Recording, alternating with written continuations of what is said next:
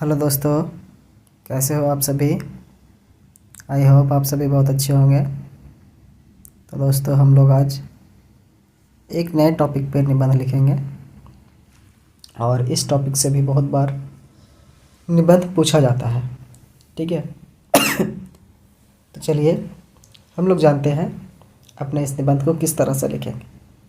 आज का हमारा टॉपिक है छात्र और अनुशासन। ठीक है, छात्र और अनुशासन पर निबंध लिखना है। आइए पढ़ते हैं। पहले भूमिका या फिर प्रस्तावना जिसको बोलते हैं वो लिखते हैं। ठीक है।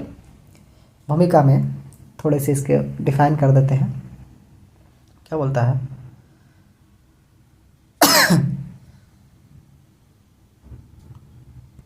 कहता है अनुशासन छात्र के जीवन का एक महत्वपूर्ण पहलू है। यह न केवल उन्हें शिक्षा के क्षेत्र में सफल बनाता है बल्कि उनके व्यक्तित्व के निर्माण में भी अहम भूमिका निभाता है। अनुशासन एक ऐसी आदत है जो आत्मनियंत्रण, समय प्रबंधन और कार्य में ईमानदारी की भावना को विकसित करता है ना। तो छात्र और अनुशासन टॉपिक का नाम है। ठीक है। लेकिन अनुशासन सिर्फ छात्रों में नहीं, हर देश के हर व्यक्ति के अंदर अनुशासन होना चाहिए। इसके बहुत से फ़ायदे होते हैं, लेकिन छात्रों में ये गुण ख़ास तौर पे होनी चाहिए। क्यों? क्योंकि देखो, जब किसी इंसान के अंदर अनुशासन आ जाएगा, डिसिप्लिन आ जाएगा, ठीक है, तो वो इंसान के अंदर जो है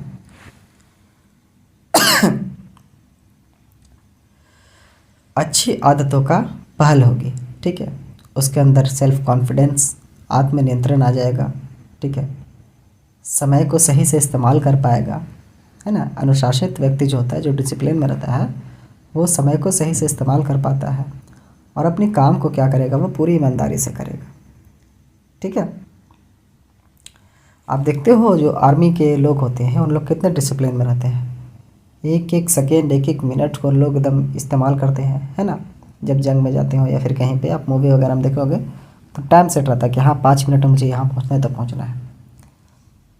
फिर वो अपने उसी डिसिप्लिन की वजह से, उसी अनुशासन की वजह से जो उन्हें एकेडमिक में ट्रेनिंग के दरमियान सिखाया जाता है, तो अपने कार्य को, अपने वर्क को अपने पूरी ईमानदारी और निष्ठा के साथ निभाते हैं। तो इसलिए अनुशासन जिसके अंदर होगा, डिसिप्लिन जिसके अंदर होगा, वो अपने काम को पूरी ईमानदारी से करेगा, समय को सही से मैनेज करेगा और ख़ुद पे नियंत्रण रखेगा, है ना। आइए अगले टॉपिक को देखते हैं। क्या है? अनुशासन का महत्व क्या होता है, अनुशासन के फ़ायदे क्या। तो देखो, पहला है समय प्रबंधन, यानी कि टाइम मैनेजमेंट जिसको बोलते हैं। ठीक है। अनुशासन जो होता है वो छात्रों को अपने समय का सही उपयोग करना सिखाता है। यह उन्हें अध्ययन, खेल और अन्य गतिविधियों के बीच संतुलन बनाने में मदद करता है। जिसके जो बच्चे डिसिप्लिन में रहते हैं, अनुशासन में रहते हैं, वो देखोगे हर काम को बखूबी से और पूरी ईमानदारी से कर पाता है ना।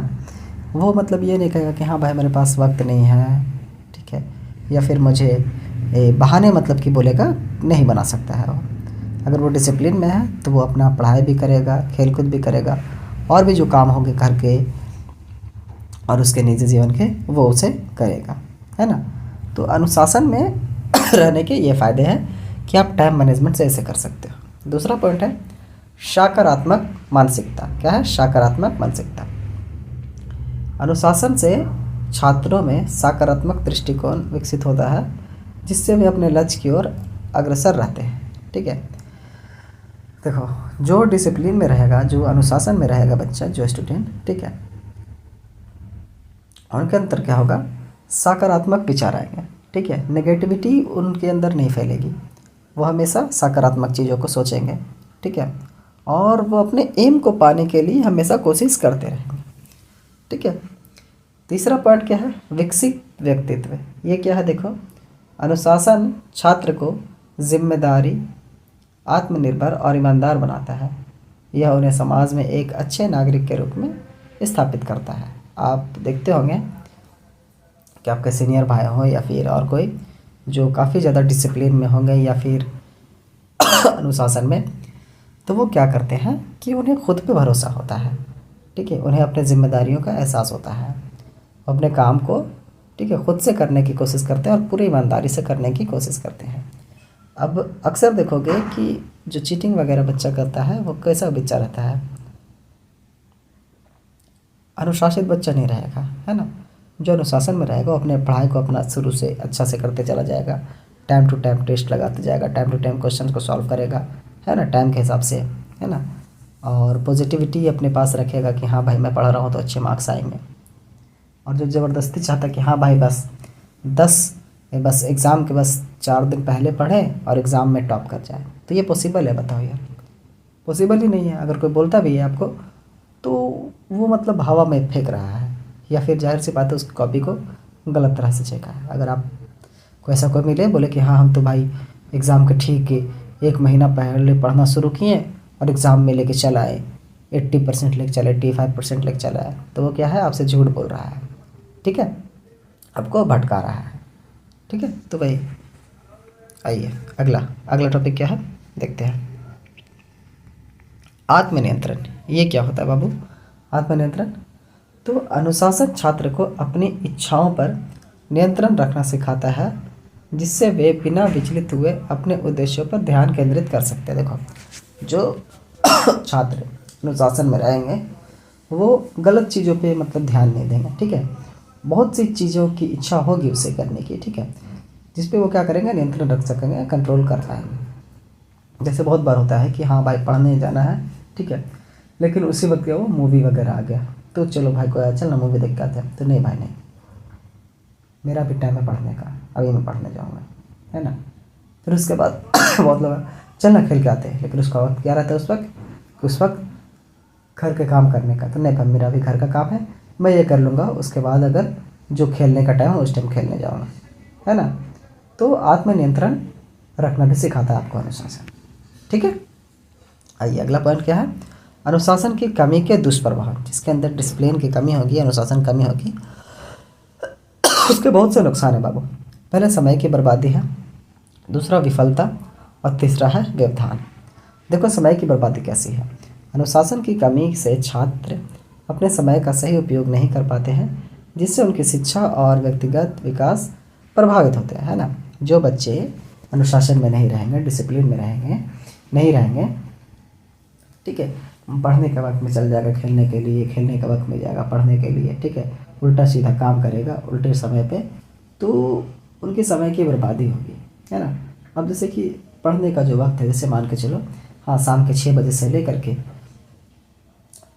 रात के 8-9 बजे तक पढ़ने का वक्त है, अच्छे से, है ना, स्टडी करने का वक्त है, मैथ सॉल्व करने का वक्त है, क्वेश्चंस वगैरह लगाने का वक्त है ये, है ना। और इस वक्त वो क्या करेगा, जाएगा दोस्तों के साथ बैठ कर के रोड में घूमेगा, ठीक है, सट्टेबाजी करेगा, बदमाशी करेगा, तो क्या हुआ, समय की बर्बादी हुई कि नहीं हुई, है ना। खेलने का वक्त क्या है, तो खेलने का वक्त है 3 बजे, है ना, 3 बजे से लेकर के 5 बजे तक आप खेलो, 2 घंटा 2.5 घंटा खेलना भी बहुत ज़रूरी है शरीर के विकास के लिए। जो बच्चे नहीं खेलते हैं वो भी गलत करते हैं, खेलना बहुत ज़रूरी है। अब खेलना ज़रूरी है इसका मतलब ये नहीं कि वीडियो गेम खेलोगे, मोबाइल पर गेम खेलोगे, नहीं, बाहर जाके क्रिकेट खेलो, कबड्डी खेलो, ठीक है, मतलब कि आउटडोर गेम खेलो, है ना, जिसमें आपकी बॉडी की एक्टिविटी हो, ठीक है, पूरी बॉडी की एक्टिविटी हो।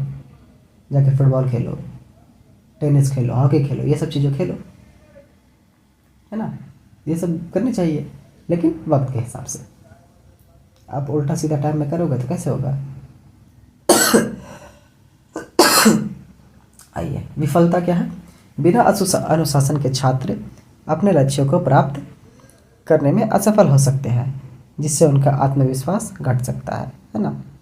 देखो बाबू ये हमारे साथ एक घटा है, ठीक है, मैं अपने लाइफ में बहुत बार ऐसा किया हूँ कि डिसिप्लिन को मेंटेन नहीं कर पाया हूँ, जिसकी वजह से क्या होता है कि मेरे अंदर का जो आत्मविश्वास होता है, सेल्फ कॉन्फिडेंस जिसको बोलते हैं, वो बहुत ज़्यादा गंदा हो जाता था, ठीक है।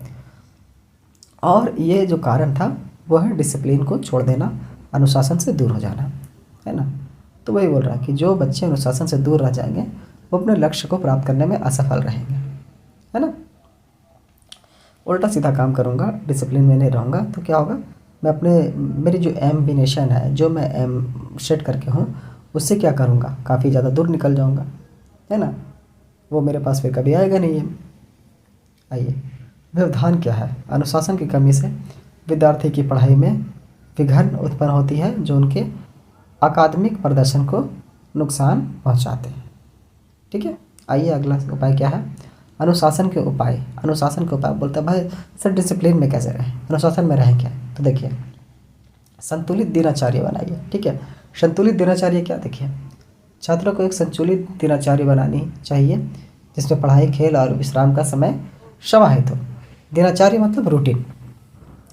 अपने पूरे दिन की एक रूटीन बना रही कि हाँ इस टाइम से स्कूल जाना है, इस टाइम से अपना होमवर्क करना है, इस टाइम ट्यूशन जाना है, इस टाइम हमको खेलना है ना, इस टाइम अपने घर के कामों को करना है। ठीक है, तो एक अच्छा सा स्ट्रैटेजी बनाइए, एक अच्छा सा रूटीन बनाइए, डेली रूटीन, और उसी के हिसाब से अपने काम को कीजिए।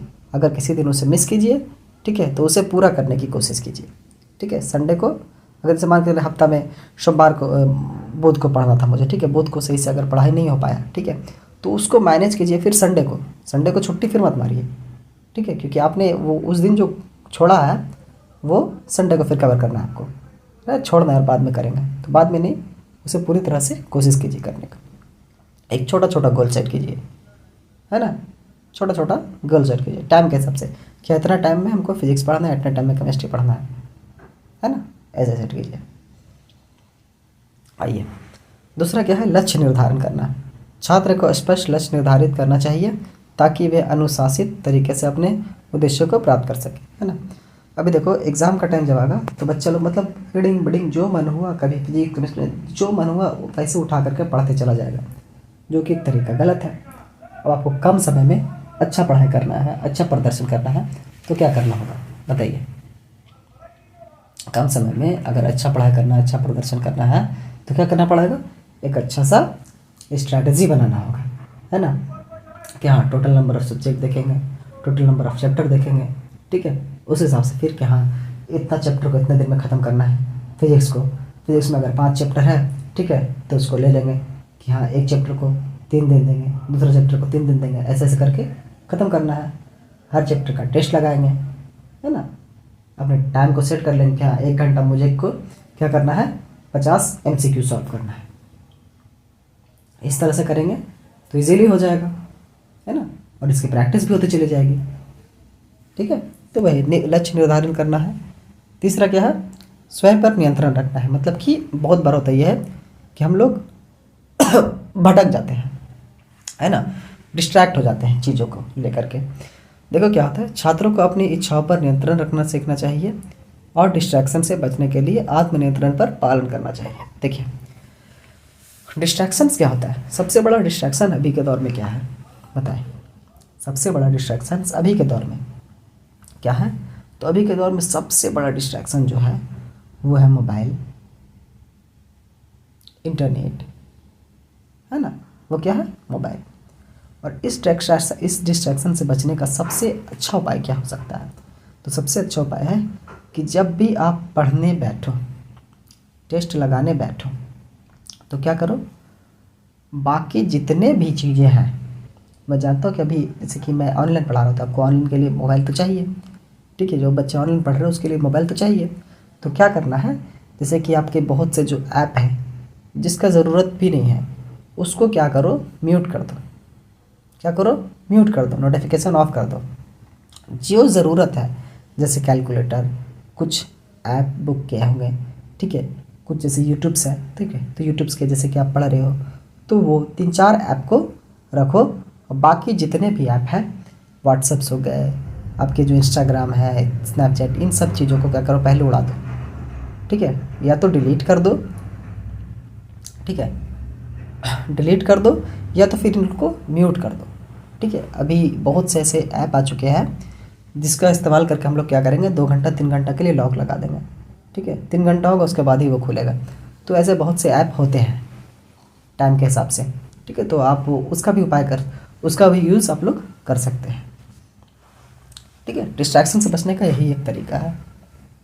अगर आप पढ़ रहे हो और अगर कोई डिस्टर्ब कर रहा है, ठीक है, तो 2 से एक तमाचा खींच के, सीधी सी बात है। घर का अगर कोई बड़ा सदस्य हो तो उधर डांट दो, तब सीधा डांट के बैठो कि हाँ मेरा अभी पढ़ने का वक्त है, अभी कुछ नहीं होगा। कुछ नहीं मतलब कुछ नहीं, ठीक है, फिर आपको वो नहीं बोलेगा। ओके, आइए हम लोग क्या सीखे इस निबंध से, बताओ। तो इस निबंध से हम लोग सीखे हैं कि अनुशासन छात्र जीवन में सफलता की कुंजी है ना। डिसिप्लिन क्या है, छात्र जीवन में सक्सेस की एक की है। यह ना केवल उन्हें अपने अध्ययन में उत्कृष्ट बनाता है, बल्कि उनके व्यक्तित्व को भी निखारता है। एक अनुशासित छात्र ही अपने जीवन में आने वाली चुनौतियों का सामना कर सकता है। आगे क्या है, और लक्ष्य को प्राप्त कर सकता है। इसलिए छात्र को अनुशासन को अपनी आदत बनानी चाहिए। ठीक है, तो ये रही आज के निबंध के निष्कर्ष, इसकी मॉरलिटी। ठीक है, समझ में आई बात। अगर आप लोगों को छात्र और अनुशासन पर निबंध है तो आप लोग इस तरह से लिख सकते हैं। ठीक है, चलिए दोस्तों, और जो मैं पढ़ाता हूँ उसे एक कॉपी बना लेना और उसमें लिखते जाना। ठीक है, लिखोगे तो याद रहेगा, प्रैक्टिस भी हो जाएगी। चलिए ठीक है, तो आज के लेक्चर यहीं पे समाप्त करते हैं बाबू। Thank you so much. जय हिंद।